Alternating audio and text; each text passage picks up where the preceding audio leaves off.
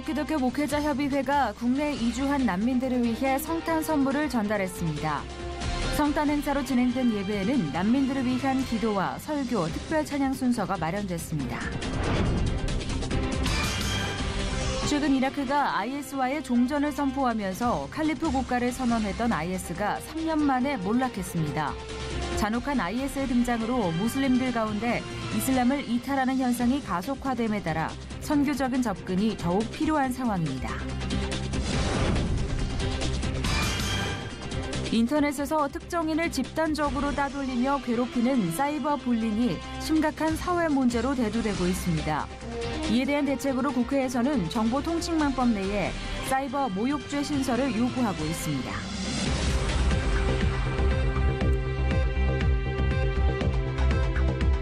여러분 안녕하십니까? 도강록 목사입니다. 하루가 멀다 하고 전해지는 누군가의 죽음이 많은 사람들을 안타깝게 합니다. 대학병원에서 신생아가 사망하는 등 물리적인 위험은 물론 마음의 안전에도 빨간불이 켜진 지 오랜데요. 한 유명 아이돌 그룹 멤버의 죽음이 또다시 일그러진 우리 사회의 모습을 보게 합니다. 불운한 시대를 살고 있습니다. 고통의 무게는 결코 상대적일 수 없는데요. 이 땅의 청년들이 자신의 삶의 무게를 건강하게 잘 견뎌낼 수 있도록 가정과 교회 그리고 국가는 무엇을 어떻게 해야 할지 고민이 더욱 깊어집니다. 첫 순서로 교계 뉴스부터 전해드립니다. 한겨울에 접어든 요즘 의지할 곳 없는 이들에게는 이 겨울이 더욱 혹독하게만 느껴집니다. 고국의 박해와 어려움을 피해 한국에 온 난민들을 위해 한국기독교 목회자협의회가 성탄 선물을 준비했습니다. 조홍현 기자가 보도합니다. 한국기독교 목회자협의회가 크리스마스를 맞이해 나라의 박해와 전쟁의 위협을 피해 한국을 찾아온 난민들을 위한 성탄 행사를 진행했습니다. 지난해부터 난민들을 돕고자 나섰던 한목협은 국제난민지원단체 피난처에서 난민들의 한국 적응과 구제 등을 위한 사역을 진행 중이라는 소식을 듣고 이번에 섬길 수 있는 기회를 마련했다고 말합니다. 한국 사회가 이 난민들을 잘 받아들이지 않는 것으로 유명합니다. 굉장히 받아들이는 비율이 낮고요. 그래서 금년에 이렇게 이곳에서 사람들이 모여 보호를 받고 또 난민 지위를 얻기 위해서 애를 쓰고 있다는 소식을 듣고 찾아오게 됐습니다. 성탄 행사로 진행된 예배에서는 난민들을 위한 기도와 설교 말씀, 특별 찬양 순서가 진행되며 타지에서 성탄절을 맞이하는 난민들의 마음을 위로했습니다. 성탄 예배에서 말씀을 전한 이천 순복음교회 김명현 목사는 삶이 팍팍하고 힘들지라도 하나님은 우리에게 늘 긍휼히 여기는 마음을 가지라 말씀하셨다며 이 세상에 고통받고 낙심하며 쓰러져 있는 사람들에게는 잘잘못을 따지는 지적이 아닌 예수님의 긍휼하심이 필요하다고 밝혔습니다. 예수님은 우리가 죄인 되었을 때 우리를 공감하셨습니다. 그 사랑을 받은 우리 기독교인들은 우리의 공감이 필요한 그런 사람들을 찾아가야 될 것입니다. 한목협은 난민들을 위한 후원금을 피난처 이호택 원장에게 전달하고 행사에 참여한 해외 난민들에게 겨울철 방한용품 등의 선물 세트를 전달했습니다. 이와 함께 한국 교회와 사회를 향한 호소문을 낭독하며 난민들이 우리 사회에 잘 정착할 수 있도록 최선을 다해 섬길 것과 정부가 대한민국을 찾아오는 진정한 난민들을 OECD 국가에 준하는 수준으로 적극 수용할 것을 촉구했습니다. 겨울이 깊어지는 한국. 하지만 예수님의 사랑을 전하는 크리스천들의 따뜻한 손길은 이 땅에 오신 예수님의 사랑과 함께 상처받은 난민들의 마음을 덮고 있습니다. C채널 뉴스 조홍현입니다. 백유애기 주제를 거룩한 교회 다시 세상 속으로로 정한 대한예수교 장로회 통합총회 임원들이 노숙인들을 찾았습니다. 성탄절을 앞두고 가장 낮은 곳으로 오신 예수님의 사랑을 전하기 위해서입니다. 김효정 기자입니다. 영하의 날씨가 귀갓길 발걸음을 재촉하던 지난 19일 자정. 빨간 산타 모자를 쓴 대한예수교 장로회 통합총회 임원들이 잠이 든 노숙인들 곁으로 조심스레 다가갑니다. 양털 장갑과 마스크, 깔창 등 방한용품과 정성스럽게 만든 간식을 나누어 주고 외로움과 추위에 떨며 홀로 잠든 노숙인들이 예수님을 만나 새로운 희망으로 다시 일어설 수 있게 해달라고 간절히 기도합니다. 대한예수교 장로회 통합총회 임원들과 거리의 천사들이 함께 진행한 노숙인과 함께하는 거리 성탄 행사는 을지로 입구 역사와 남대문 지하차도 일대에서 진행됐습니다. 기도사역인 아웃리치와 함께 따뜻한 밥과 라면 등도 배식했습니다. 예장 통합 출기학 총회장은 행사 직전 드려진 예배에서 가장 낮은 곳으로 향하신 예수님처럼 굶주리고 헐벗은 이들을 도울 때 하나님이 기뻐하시고 칭찬하실 것이라고 말했습니다. 거룩한 교회가 가야 할 곳은 교회 안이 아니고 교회 밖 세상 속이라고 하는 그런 의미에서 이렇게 우리 주변의 어려운 이들을 특별히 세상 속에서 어려운 이들을 섬기는 일이 우리에게 가장 중요한 일 중에 하나였습니다.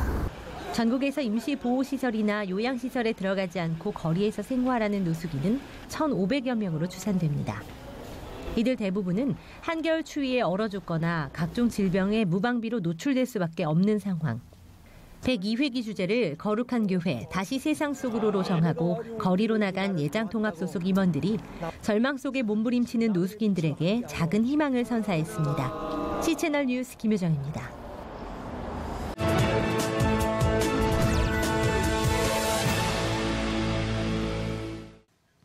3년 전 칼리프 국가를 자칭하며 등장했던 IS 세력이 정말 사라지는 걸까요? 지난주 이라크는 IS와의 종전을 선언했는데요. 이 의미는 어떤 것인지 알아봅니다. 요르단의 정형남 선교사님 전화 연결해서 관련 말씀 들어보겠습니다. 그동안 IS와의 무력 충돌로 많은 어려움이 있었던 이라크가 정쟁이 끝났다고 선포했는데요.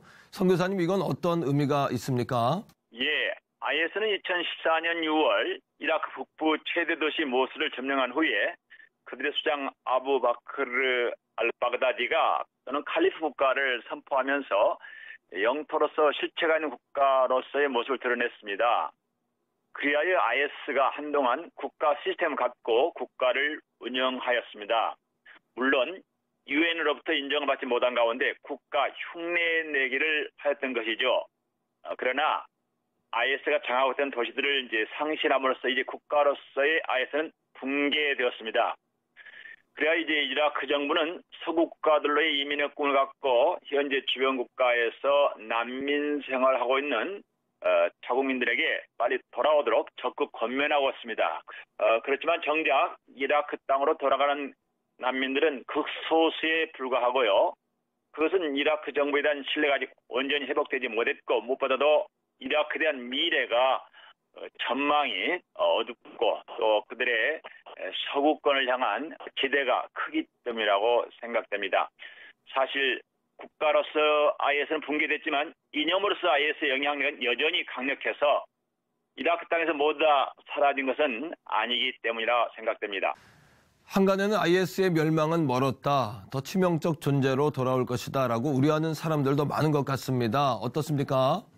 예, IS 테러 위협과 이라크의 치안 불안 등이 완전히 사라지지 않은 상태에서 공허한 승리 선언으로 남을 수 있다는 지적이 만만치 않습니다.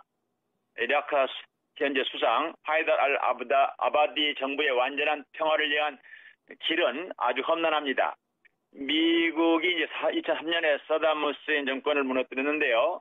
그래야 이라크는 이미 오랜 전쟁으로 국토가 황폐됐고 이것을 복구하려면 쉽지 않고 또 상층부까지 만연한 부패 대응에 민심을 다 잡아야 하는데 쉽지 않습니다. 그럼에도 불구하고 이라크의 아바디 총리가 이라크 땅을 완전히 해방됐다라며 IS의 몽상 끝났다. 그리고 그의 영향을 모두 다 지워지고 테러가 다시는 돌아오지 못하도록 해야 한다고 강조했다는 점에 대해서는 우리가 함께 주목을 해야 합니다. 또한 이라크에서 IS와의 전쟁을 지원하던 국제 동맹군도 이라크 정부와 IS 또 이라크군이 IS 점령지역을 완전히 해방한 것을 축하한다고 했는데 우리 모두 함께 축하할 일인 것은 분명하다고 생각합니다. 극심한 고통을 겪었던 시리아와 그 인근 국가들의 상황도 변화가 있을지 궁금한데요. 어떻습니까? 예, 시리아와 이라크에서 밀려난 무장대원들이 세계 각지의 친 IS 무장단체에 합류해서 극단주의를 전파하고 각종 테러를 저지를 가능성이 크게 우려되고 있습니다. 대표적으로 지난달 24일에 이스트 북동부 시나이 반도의 한 모스크를 공격한 무장단체는 IS 충성을 맹세한 IS 시나이 지부로 추정되고 있습니다. 또한 수니파 맹주 사우디아라비아와 시아파 맹주 이란 간의 동서 갈등이 아주 심화되고 있습니다. 또한 그리하여 부족 간, 종파 간 다툼의 불씨가 계속 남아 있지요. 그럼에도 불구하고 우리가 여기서 관심을 가져야 할 것은 IS 출현과 더불어서 그들의 잔악함이 드러나게 되고 또 같은 무슬림들이 극렬하게 사는 가운데 무슬림들 가운데 탈이슬람화 현상이 가속화되고 있다는 데 우리는 주목해야 합니다. 그래서 우리는 그들이 우리 주 예수 그리스도를 만날 수 있도록 특별히 탈이슬람화된 현상 속에서 무슬림이 아닌 불신자가 된 여러 가지로 이제 고민이 많은 그들을 위해서 더욱더 기도하고 그들 가운데 우리 주님 만날 수 있도록 우리가 생명의 역사를 더욱더 열심히 감당해내는 우리 선교사들과 한국교회와 세계교회가 되야겠다라고 생각이 됩니다. 탈이슬람화 현상 속에서 성교사님 말씀대로 그들 가운데 주님을 영접하는 일들이 더욱 많아질 수 있길 저희도 기도하겠습니다. 성교사님 말씀 감사합니다. 예, 감사합니다. 제가 이제 크리스마스 때 예전에 교회 안에서 청년들과 함께 연극을 한 적이 있는데요. 저의 비중이 매우 작았어요. 저는 마리아 역할이었는데 그냥 나가서 앉아있기만 하면 되는 그런 역할이었거든요. 그래서 나의 비중이 너무 작았기 때문에 조금 그게 속상하기는 했었는데 나중에 생각해 보니까 그런 작은 배역이라도 내가 크리스마스 때 정말 할 수 있었음이 너무 감사하게 되었고요. 크고 작음에 상관없이 조금 감사할 수 있는 그런 마음을 하나님이 주신 것 같아요. 네. 예수님 정말 저를 위해서 이렇게 세상에 태어나 주셔서 너무 감사하고요. 저를 위해서 이렇게 저의 이름을 기억해 주시고 저를 위해서 많은 사랑을 베풀어 주셔서 너무 감사합니다. 그리고 이번 크리스마스는 정말 예수님을 생각하면서 나의 삶과 예수님의 삶을 연결시키는 그런 조금 터닝 포인트가 되는 시간이 되었으면 좋겠습니다. 예수님 사랑합니다.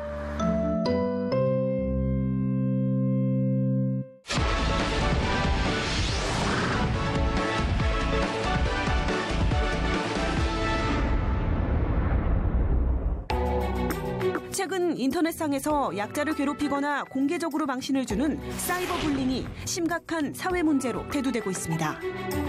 또래 내 특정인을 집단으로 따돌리는 왕따 현상이 종교, 이념, 세대, 가치관이 다른 사람을 공격하는 것으로 진화한 것인데요. 사이버 모욕죄 신설 주장이 요구되는 도를 넘는 사이버 불링 실태. 하나님의 법, 세상의 법에서 알아봅니다. 하나님의 법, 세상의 법, 이재만 변호사님 나오셨습니다. 변호사님, 안녕하세요. 네, 안녕하세요. 예, 사이버 불링이라는 건 용어가 좀 낯선데요. 네. 이게 무슨 뜻입니까? 사이버 불링이라는 것은 이제 그 불링이라는 것이 이제 약자를 괴롭힌다는 뜻입니다. 그러니까 이제 사이버 불링 하면 이제 사이버상에서 약자를 괴롭히는 것. 네. 그러니까 이제 사이버 왕따라고 할 수도 있고 사이버 집단 괴롭힘이라고도 할 수 있죠. 네. 그래서 이제 카톡이라든지 이제 문자 메시지 이런 것들로 이제 사회 그 약자들을 네. 힘이 약하고 또 좀 수동적인 네. 그런 학생들을 이제 괴롭히는 것이죠. 이것이 이제 괴롭힘이 너무 심해지면 결국은 이제 문자 메시지로 협박도 하고 그래서 네. 이제 문제가 되고 있죠. 그리고 또 하나는 사회적인 그 실제적인 대면 관계에서의 왕따는 일단 집에만 들어가면 이제 안전한 것이죠. 그렇죠. 왕따로부터 벗어나는데 이 사이버 불링은 집에 들어가도 계속 문자 메시지로 오고 또 하나는 핸드폰을 끄면 그 다음날 이제 문제가 될 수 있으니까 그 사이버 불링의 피해를 그대로 몸으로 집에서조차도 받고 있는 것이죠. 네. 그래서 주변 사람의 도움을 청해야 되는데 이런 도움을 청하지 못한 상태에서 결국 극단적 선택을 하게 되는 그런 상황도 있어서 이제 사회 문제가 되고 있는 것이죠. 그렇군요. 이 사이버 공간에서의 표현은 사실 시간과 공간을 초월하기 때문에 네. 더 사실은 굉장히 어려운 건데요. 이런 범죄가 이제 처벌이 가능한 겁니까? 물론 이제 그 형법상 예. 명예훼손죄나 또는 모욕죄가 있습니다. 네. 그래서 명예훼손죄나 모욕죄로 얼마든지 처벌할 수 있고요. 또 하나는 인터넷상의 명예훼손죄는 정보통신망 이용 촉진 및 정보 보호 등에 관한 법률이라고 이 특별법에 의해서 허위 사실로 명예를 훼손했을 때는 7년 이하의 징역에 처할 수 있도록 이렇게 법이 규정돼 있습니다. 그런데 이제 문제는 명예훼손죄는 이제 사실적시라서 요건 구비하기가 조금 어려운데 모욕죄는 욕만 하면 바로 모욕이니까 그래서 사이버 모욕죄를 처벌하자. 그래서 사이버 모욕죄를 신설하자고 했는데 그게 이제 그 법에 계류됐다가 그때 찬반 토론이 일어나서 사실은 이제 모욕이라는 것이 사이버 모욕죄를 만들면 그걸 제정하게 되면 정치적으로 이 풍자적인 표현 또는 정치적 비판 이런 것들도 풍자가 모욕이 약간 가미되면 사이버 모욕죄로 처벌돼서 이 결국 표현의 자유에 대한 어떤 침해 아니냐 그런 반대 의견 때문에 사이버 모욕죄는 신설은 안 됐습니다. 다만 이제 형법상 모욕죄로 처벌할 수는 있죠. 시대가 시대이니만큼 점점 이런 범죄가 이제 증가되는 것으로 알고 있는데 그 증가 추세가 어떻습니까? 이 사이버 그 범죄에 대한 증가 추세는 굉장히 이제 가파른 편이죠. 그래서 경찰청에 따르면 사이버 명예훼손이나 모욕죄는 2012년에는 이제 5,684건, 13년에는 6,320건, 14년에는 8,800건, 15년에는 15,043건, 16년에는 14,908건 이렇게 계속 증가해서 2014년에서 15년 사이에는 2배로 이렇게 증가했습니다. 그러네요. 만약에 이제 이런 피해를 우리가 당할 경우에 이런 피해를 당할 때 어떻게 대처해야 할까 이런 이제 궁금함이 있는데요.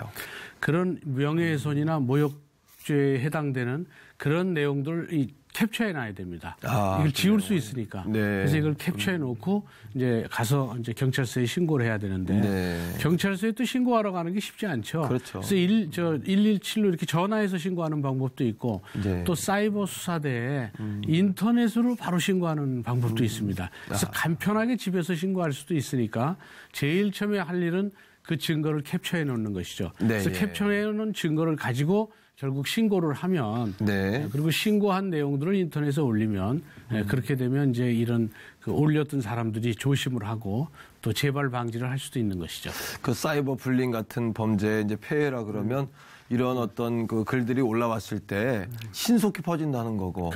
또 하나는 또 지우기도 어렵다는 거 아닐까요? 이제 우리나라가 이제 사이버 불링이 이제 상당히 심화된 이유는 스마트폰이 굉장히 보급이 잘 돼서 일반화돼 있죠. 그런데다가 전 세계적으로 인터넷 인프라가 우리나라처럼 잘 돼 있는 데가 없습니다. 거의 세계 1위거든요. 맞습니다. 그러니까 문자 메시지나 이런 게 거의 막히지 않고 잘 되고 뭐 동영상 다운 이런 게 너무 잘 되기 때문에 사이버 불링의 그 어떤 그 인프라가 너무 잘 돼 있어요. 이미 삭제해도 또 어디 가면 또 있고 또 그게 또 퍼지고 하니까 사람들 기억 속에 남아 있는 걸 지울 수가 없잖아요. 그런데 이제 시간이 지나면 이제 기억은 흐려지는데 인터넷은 그대로 있거든요. 그러니까 말입니다. 그래서 이제 이걸 전문적으로 지우는 그런 뭐 회사도 있고 비용을 내고 그래서 결국은 그걸 지우고 그 비용은 그 가해자 유포자한테 청구를 할 수 있습니다. 그다음에 이제 포탈에다가 삭제를 요청할 수 있어요. 근데 포탈에다 삭제할 때는 이제 우리가 고소를 했다. 그래서 현재 수사 진행 중이기 때문에 이걸 삭제해달라. 그럼 대충 삭제해 줍니다. 삭제 안 해주면 포털 사이트 관리자에도 똑같이 민형사상 조치를 취하겠다. 이런 얘기도 이제 전달을 하면 그럼 이제 포털 사이트에서는 이제 대부분 지원은 줍니다. 그렇군요. 어디서나 이제 다른 사람을 비방하거나 공동체를 분열한 일들은 계속돼 왔던 것 같아요. 그런데 문제는 그런 피해를 받는 사람들의 아픔과 슬픔에 대해서는 조금 우리가 심각하게 생각하지 못하는 게 문제인 것 같고 또 성경에서도 보면 우리 예수님께서는 약자들의 편이셨잖아요. 세리나 과부나 고아 또 이방인 나그네 또 사람들이 만나주지 않는 병자들 그런 곳을 일부러 찾아가시고 만나셨는데 우리가 이제 그런 것들을 생각하면서 하나님을 사랑해야 하지만 또 하나 이웃을 내 몸처럼 사랑하는 그러한 좀 각성과 깨어있음이 필요하지 않을까 이런 생각이 듭니다.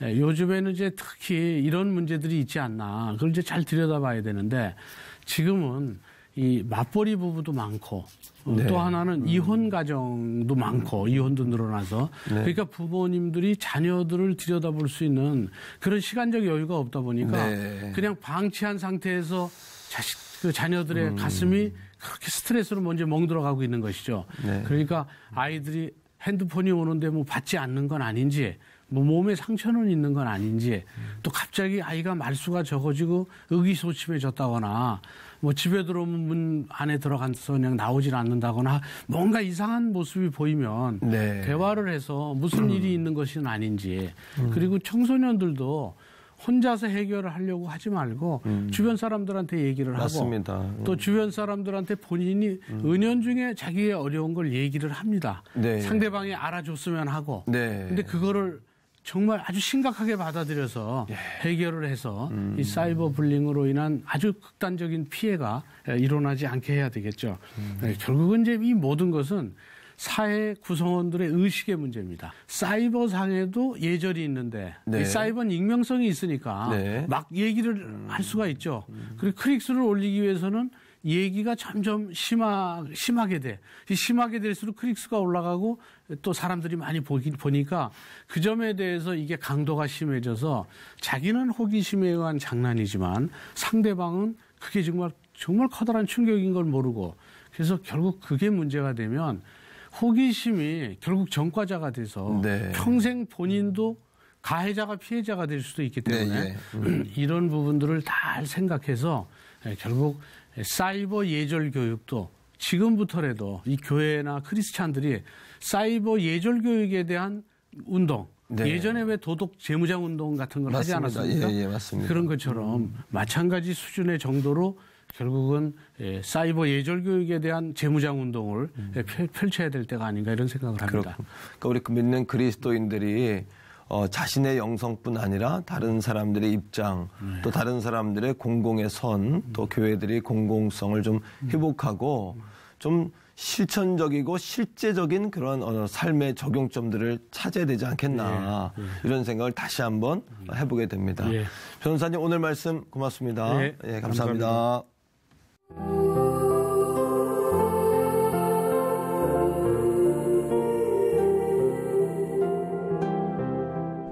그때까진 미처 몰랐습니다. 그래서 나는 스스로 늘 하찮은 존재라 생각했습니다.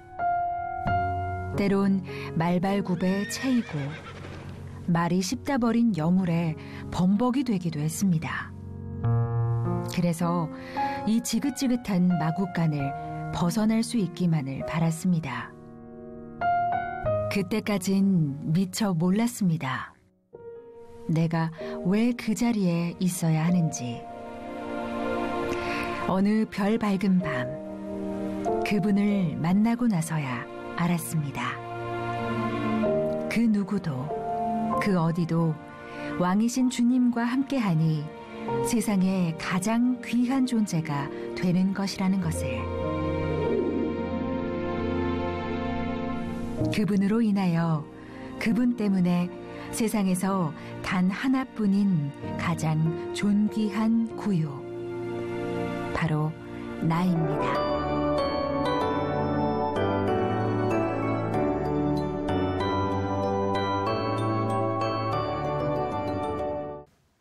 말고이 같은 우리에게 오신 예수님을 묵상하는 때가 바로 요즘인데요. 나를 세상에서 가장 존귀한 존재로 만들어주신 주님의 은혜를 기억하고 주님 오심을 기뻐하는 성탄절이 되시길 바랍니다. 시채널 벽화준 굿데이는 시청자 여러분과 함께하는 방송입니다. 좋은 의견 있으시면 아래 전화번호와 이메일로 연락 주시고요.